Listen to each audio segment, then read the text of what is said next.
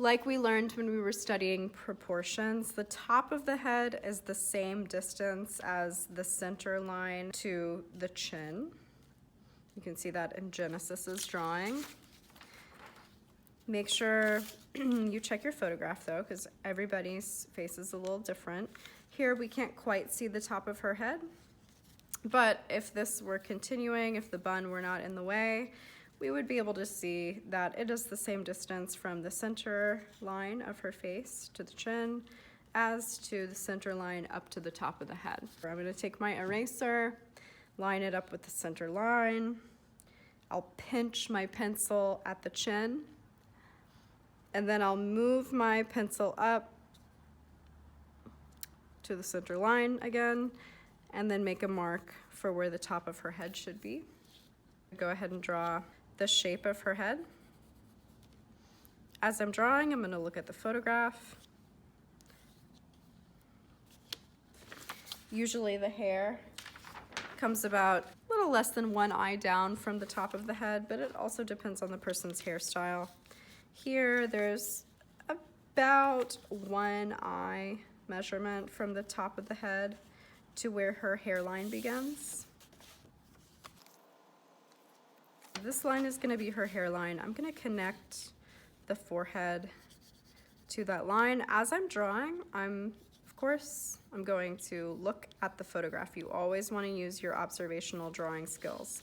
It's great to use the measurement skills as well, but you really want to use both. You don't want to rely just on measuring or just on observational skills. We use both together, hand in hand, to get our portraits as accurate as we can.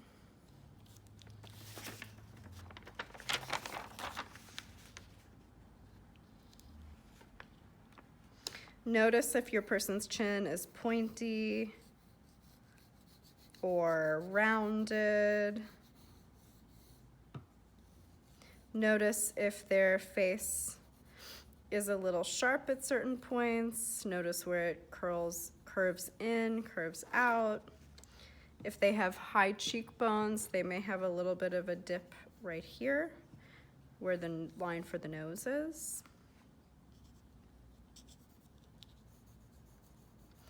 And as you're drawing this contour of the side of the face, draw very, very lightly. You may need to go back and adjust. So just draw lightly so that if you make a mistake or it looks weird, you can go back and erase. Okay, we also need to draw the neck. Here in the photograph, the neck lines up perfectly with the outside edges of the eyes. So I'm going to draw a line straight down from the outside edges of the eyes. That's where her neck is going to fit. I'm going to look at my photograph and copy the shape of her neck with my observational drawing skills. The neck doesn't drop straight down. We have shoulders that attach to it. So make sure you're drawing the slope of the shoulders as well. People sit differently, so you may notice that one shoulder is a little bit higher than the other. Draw it like that. Try to avoid just making a round shape. You want to notice the curves, the dips, all the things in the photograph that you're looking at. Avoid making generalizations.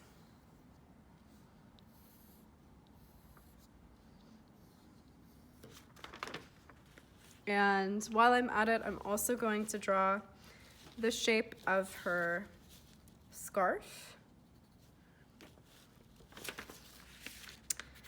and the shape of her earrings.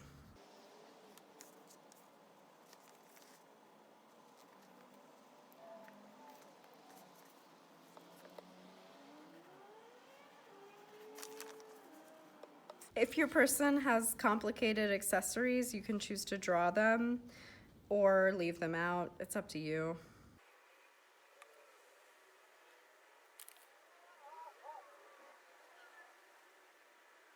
I almost forgot eyebrows. Don't forget them.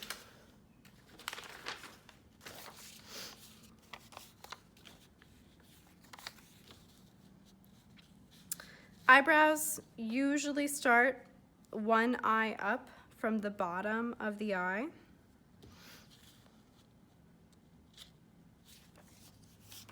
Eyebrows usually start one eye up from the bottom of the eye. They're a little different depending on the person though. So use your Post-it to measure where your person's eyebrows are.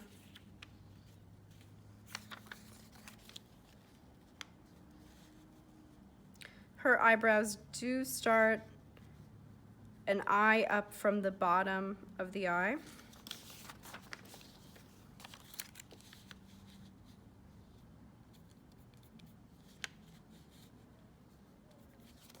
This is going to be the highest point of the eyebrows.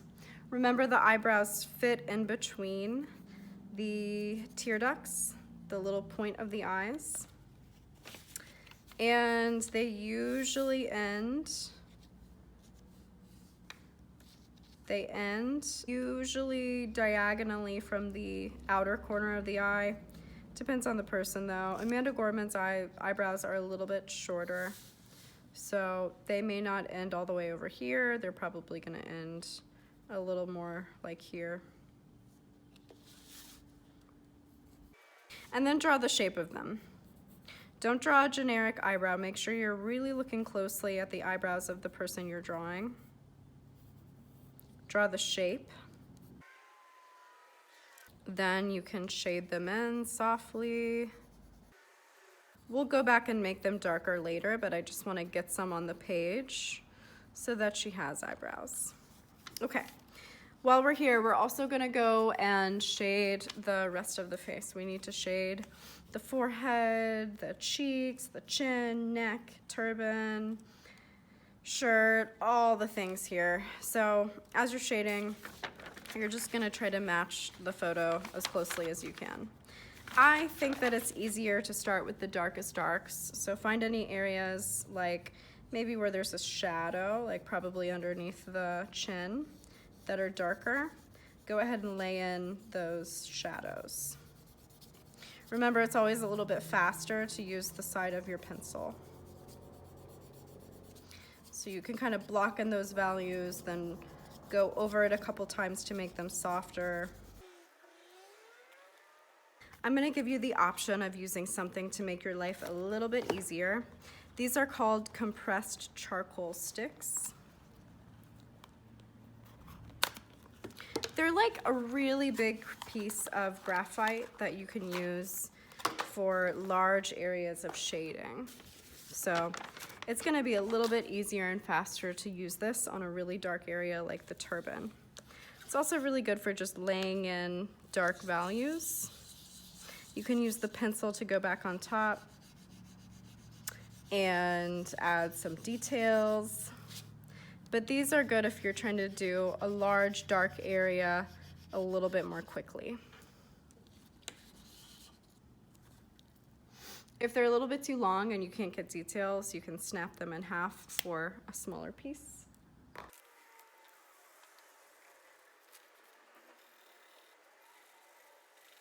As you're shading, make sure you're still looking at your photograph.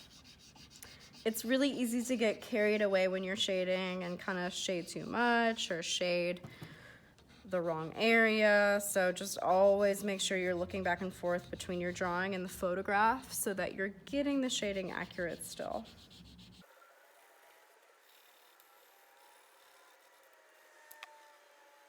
Remember, when you're drawing hair, you want to draw the texture of the person's hair using lines. So I'm going to shade the hair in softly with a pencil because this is a delicate area. And I may go in and add a little bit of a swirly line to show her curly hair texture.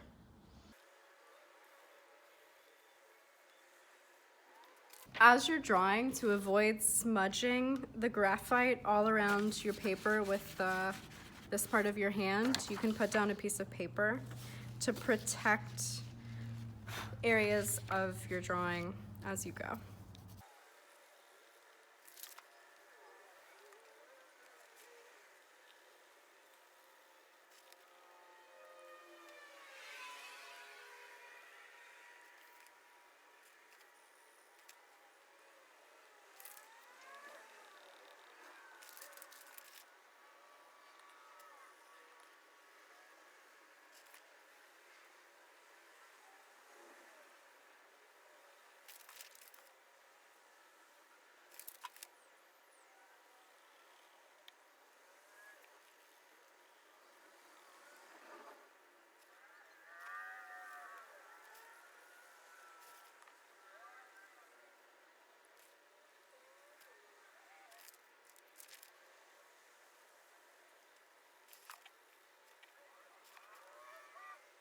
Continue smoothing out your values by layering your graphite or your pencil in different directions.